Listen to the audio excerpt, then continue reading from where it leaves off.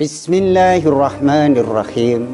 Assalamualaikum warahmatullahi wabarakatuh. Kaum muslimin muslimat dimanapun Anda berada, ikutilah, simaklah channel Densus 26 TV ini yang selalu menyiarkan ceramah-ceramah agama. Dengan adanya video dakwah yang saya upload di channel dakwah Densus 26 TV ini, semoga bermanfaat untuk kehidupan Anda dunia dan akhirat. Jangan lupa untuk klik like, jempol ke atas diklik.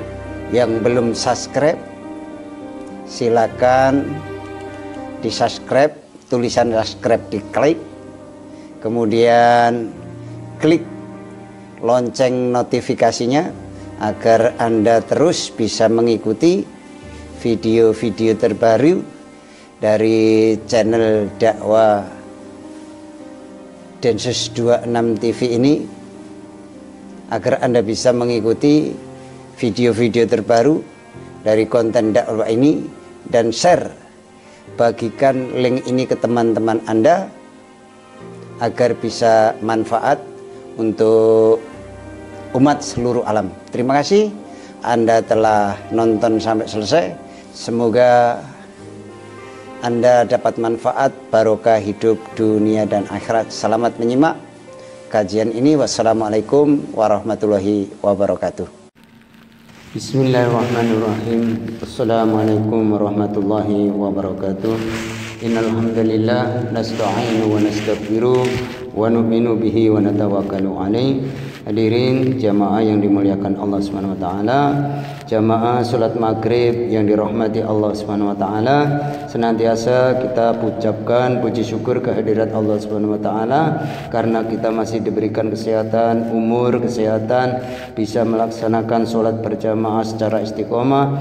Inilah yang diharap-harapkan setiap orang muslim, bisa melaksanakan salat berjamaah di masjid, karena hanya jalan satu-satunya doa kita diijabah, doa kita makbul apabila kita istiqomah berjamaah di masjid yang kita cintai ini.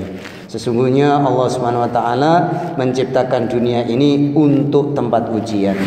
Jamaah yang dirahmati Allah Subhanahu wa taala, pada taklim maghrib ini kita akan bahas tentang dunia menjadi ujian bagi manusia. Jadi sesungguhnya Allah Subhanahu wa taala menciptakan dunia ini hanya sekedar untuk menguji manusia, bukan untuk tempat tinggal, bukan untuk mencari kesenangan, tetapi hanya sekedar sebagai ujian bagi manusia. Bagaimana supaya kita faham dengan ujian Allah, bagaimana supaya kita faham keinginan Allah mengirim kita ke dunia ini, maka kita harus belajar supaya faham tujuan Allah mengirim manusia ini ke alam dunia ini hanya untuk diuji. Hadirin yang dimuliakan Allah Subhanahu wa taala, kita pelajari bersama-sama siapa yang pantas menjadi kekasih-kekasih Allah dan siapa yang tidak pantas menjadi kekasih-kekasih Allah. Inilah tujuan Allah menciptakan dunia ini. Diuji siapa yang pantas menjadi kekasih Allah dan siapa yang tidak pantas menjadi kekasih Allah. Jadi orang yang menjadi kekasih-kekasih Allah adalah hamba-hamba Allah, manusia yang selalu mengikuti syariat yang Allah ajarkan lewat Rasulnya. Contoh yang kecil, sholat disyariatkan berjamaah. Apa tujuannya berjamaah? Supaya kita ini rukun, supaya kita ini bersatu. Itu tujuan Allah, sehingga mendatangkan ridhonya Allah. Hadirin yang dimuliakan Allah Subhanahu wa taala, sesungguhnya Allah menciptakan dunia ini sebagai tempat ujian, bukan untuk tempat tinggal, bukan untuk mentumpuk-tumpuk harta, bukan untuk mencari kesenangan. Allah ingin menguji siapa orang-orang yang pantas dikirim ke surganya dan siapa yang pantas ke nerakanya Allah. Jadi dunia ini hanya sekedar diuji. Yang pantas ke surga yang mengikuti syariat Allah dan Rasulnya, dan yang pantas ke neraka orang yang tidak mengikuti syariat Allah dan Rasulnya.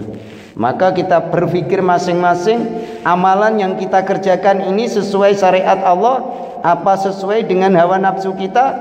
Maka kita renungi masing-masing. Maka hadirin, supaya kita faham tujuan Allah menciptakan manusia dikirim ke dunia ini hanya sekedar untuk diuji hadirin.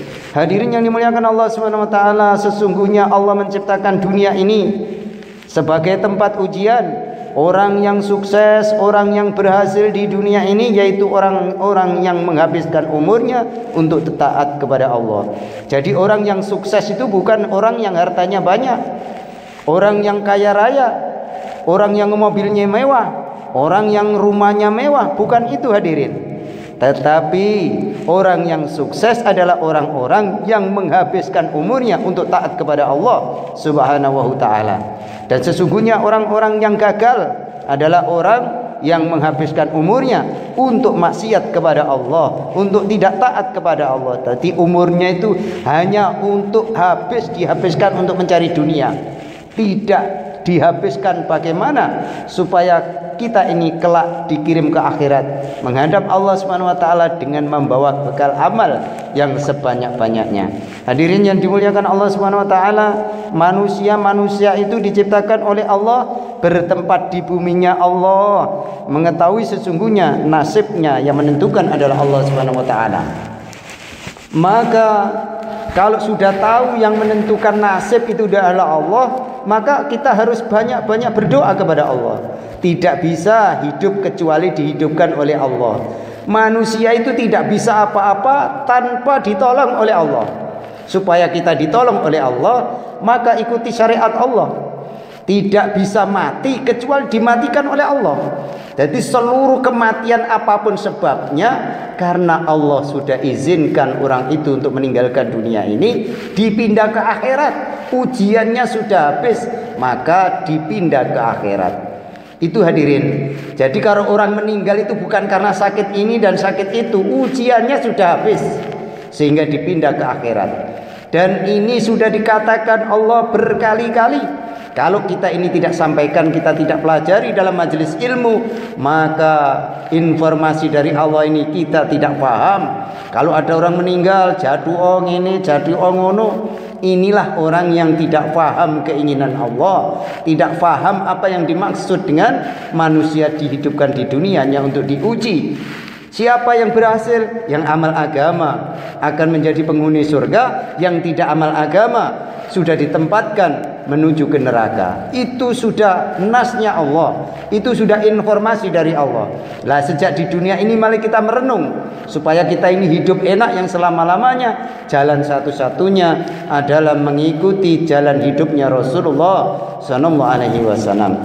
Hadirin yang dimuliakan Allah Subhanahu wa taala, 24 jam selalu berhajat kepada Allah. Jadi kita ini 24 jam itu berhajat kepada Allah. Tanpa ditolong oleh Allah, manusia tidak akan bisa apa-apa hadirin. Ketika masih kecil juga berhajat kepada Allah. Di dunia selalu berhajat kepada Allah. Di akhirat berhajat kepada Allah. Di dunia ini hajatnya ya ditolong Allah, di akhirat juga akan ditolong oleh Allah. Maka tidak ada jalan yang harus kita tempuh kecuali mengikuti syariat-syariat yang Allah perintahkan, yang Allah tuntunkan lewat nabinya, yaitu baginda Rasulullah SAW. Tetapi aneh hadirin, mereka yang selalu berhajat kepada Allah, selalu ditolong Allah, semua hajat-hajatnya diberikan Allah, selalu butuh kepada Allah, menyibukkan diri siang dan malam dalam perbuatan yang menjadikan Allah Subhanahu wa taala murka kepada dirinya. Inilah yang dinamakan musibatul udmah, musibah yang besar bagi manusia apabila hanya sibuk dengan dunia dan dunia, lupa kepada Allah, lupa kepada kehidupan akhirat. Semestinya setelah manusia itu mengetahui bahwa dirinya adalah hambanya Allah, kalau kita ini tahu bahwa kita ini adalah hambanya Allah, bertempat di buminya Allah, yang membutuhkan segala nasibnya adalah Allah. Jadi kita butuh apa saja itu, nasib kita ini adalah atas izin Allah. Mau jadi ini dan itu semuanya atas izin Allah. Seharusnya siang dan malam yang dipikirkan manusia adalah mencari ridhonya Allah, sehingga ditolong oleh Allah, di dunia dan akhirat. Itulah pemikiran orang-orang yang sayang pada dirinya, pemikiran orang-orang yang dalam hatinya ada nur Allah Subhanahu wa taala. Kesuksesannya, kepuasannya bila ia taat kepada Allah, dan kesusahannya bila ia mengabaikan ketaatan kepada Allah. Jadi orang beriman itu susahnya kalau tidak mengamalkan agama. Inilah kesuksesan yang sebenarnya, hadirin. Kepuasan yang sebenarnya bila tidak taat kepada Allah, sedih hatinya. Kok saya tadi tidak sholat jamaah, itu sedih hatinya. Ini berarti orang yang sukses, hadirin. Kalau kita ketinggalan sholat jamaah, apalagi meninggalkan sholat jamaah, kok tidak ada rasa sedih, berarti dia telah gagal dalam kehidupannya, akan mengalami kesusahan yang selama-lamanya di akhiratnya Allah Subhanahu wa taala. Dan otomatis mereka telah mendaftar sebagai penduduk nerakanya Allah, menjadi bahan bakar api nerakanya Allah. Inilah informasi dari Allah Subhanahu wa taala. Maka hadirin yang dimuliakan Allah, supaya kita sukses, ayo kita ramaikan masjid-masjid kita, musola-musola kita penuhi dengan jamaah. Maka kita akan ditolong oleh Allah Subhanahu wa taala. Siapa memasuki rumahku, maka dalam perlindunganku, kata Allah. Maka jangan khawatir kalau sudah masuk masjid, masuk musola, dijaga sama Allah. Kalau Allah sudah ucapkan ini, pasti akan dijaga. Bukan seperti manusia, tidak tepat janji, banyak ingkarnya. Itulah manusia. Tapi kalau Allah sudah katakan, aku lindungi siapa yang mau masuk masjidku, Baitullah, rumahku, dalam perlindunganku, dalam penjagaanku, maka kalau kita yakin akan menjadi kehidupan yang barokah. Aku ini terserah prasangka hambaku, kata Allah. Kalau hambaku prasangkanya buruk, aku berikan keburukan. Kalau prasangkanya baik, aku berikan kebaikan. Inilah Allah Subhanahu wa taala. Hadirin yang dimuliakan Allah Subhanahu wa taala, pada sholat maghrib ini yang mulia ini, yang baru saja kita lakukan ini, semuanya adalah orang-orang yang sukses, semuanya adalah orang-orang yang dalam ridhonya Allah. Waktunya kita memperbarui niat kita, hadirin. Sudah berapa tahunkah kita hidup di dunia ini? Siang dan malam kita dilihat oleh Allah. Setelah berapa tahun kita hidup di dunia ini, apakah Allah ridho kepada kita? Apa murka kepada kita? Jadi ini harus kita renungi. Kalau kita tidak taat, tentunya mendapat murka. Kalau kita taat dan mengikuti syariatnya, maka menjadi kekasih-kekasih Allah. Hadirin yang dimuliakan Allah Subhanahu wa taala, sebentar lagi kita dipanggil oleh Allah Subhanahu wa taala. Jadi tidak ada orang yang lama-lama di dunia ini, makin hari makin dekat dengan kuburan kita masing-masing. Dengan demikian hendaknya kita selalu mengadakan persiapan untuk menghadapnya. Jadi hadirin, kita tiap hari ini makin cepat, makin dekat dengan kuburan kita masing-masing. Maka persiapan apa yang harus kita siapkan untuk menghadap Allah ini? Kita pikirkan apakah kita menghadap Allah dengan mendapat ridhonya atau tidak. Kalau kita tidak taat pada Allah, pasti tidak dapat ridho. Kalau kita taat kepada Allah, pasti dapat ridho. Maka hadirin yang dimuliakan Allah, tidak ada jalan satu-satunya kecuali taat kepada Allah, supaya kita bahagia yang selama-lamanya di akhirat. Kelak ketika kita sudah menghadap Allah dengan memperbanyak amalan-amalan yang dicontohkan oleh baginda Nabi Muhammad SAW. Hadirin yang dimuliakan Allah Subhanahu wa taala, orang iman di dunia ini terkait dua perkara, hadirin. Jadi orang iman di dunia ini terikat dengan dua perkara. Terikat memikirkan dosa-dosanya, apakah dosa-dosanya telah diampuni oleh Allah atau belum, dan amal-amalnya yang telah lalu telah diterima Allah atau tidak. Terikat dengan memikirkan perkara-perkara yang akan datang, sisa-sisa umur yang akan datang, apakah bisa berpegang kepada agama Allah atau tidak.